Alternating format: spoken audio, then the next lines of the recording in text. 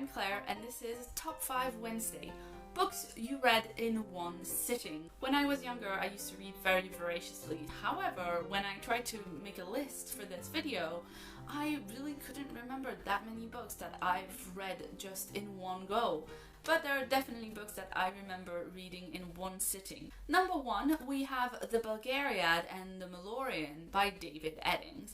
Now, I did not read the series entirely in one go. That's 10 books. One time specifically, when I was at university, I wasn't feeling great. I thought I'll reread a book that I love. I can't remember where I started in the series, but I definitely remember picking up those books and just having a stack of chocolate and a bottle of water next to me on the couch as I read, and just going through it and cancelling plans with people so I could stay home and read and feel better. Number 2 is, of course, Harry Potter.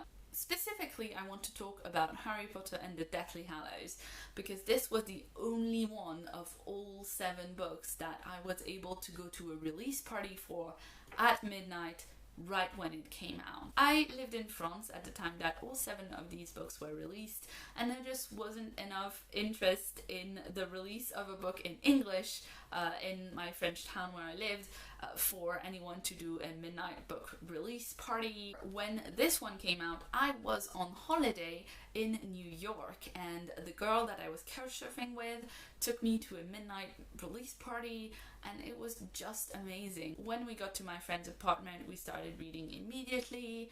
I remember sitting on that couch reading until about 5 in the morning, and then I had to get some sleep. And then I woke up the next day, probably late in the morning, and just kept reading, and that was about it until I was done. By the time that 7 came out, we just needed to know already. That was obviously a very special experience for me, as it was, I'm sure, for every other Harry Potter fan that got it on the same day. The next book I want to talk about is considerably shorter, and it is The Bay of the Triffids by John Wyndham.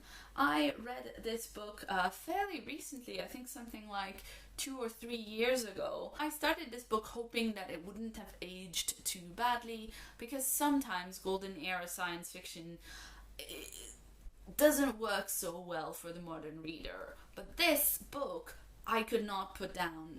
The prose in it is so beautiful and sparse, things move on very quickly, and as someone who greatly enjoys the post-apocalyptic genre, it was an absolute treat to read this book, which was such a precursor in so many ways.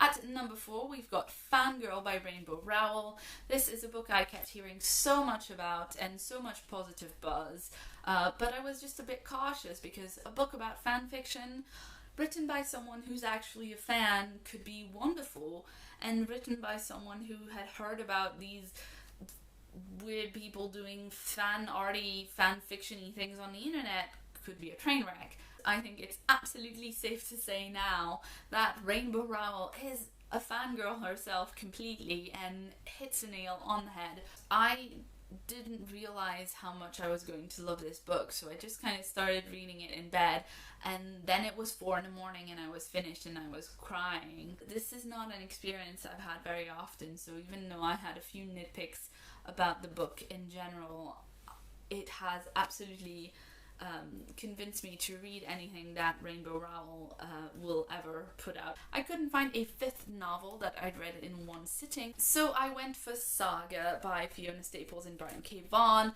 I read 3 volumes of this in one day and only really kept the 4th volume for the next day because I did not want it to be over so soon. I picked up all of these at the same time and just kind of tore through them. And that was about 2 weeks ago, so that's my most recent reading loads in one sitting kind of experience, even though it's not a novel. So these were my top 5 books I've read in one sitting, and actually talking about those books has really made me want to block out a nice big chunk of time and do a whole bunch of reading at the same time. So I'm going to have to check out some readathons maybe and see if I can just block out a Saturday or a Sunday to do a lazy reading in bed kind of a day. If you'd like to see more from me, check out the sidebar for a couple of extra Top 5 Wednesday videos.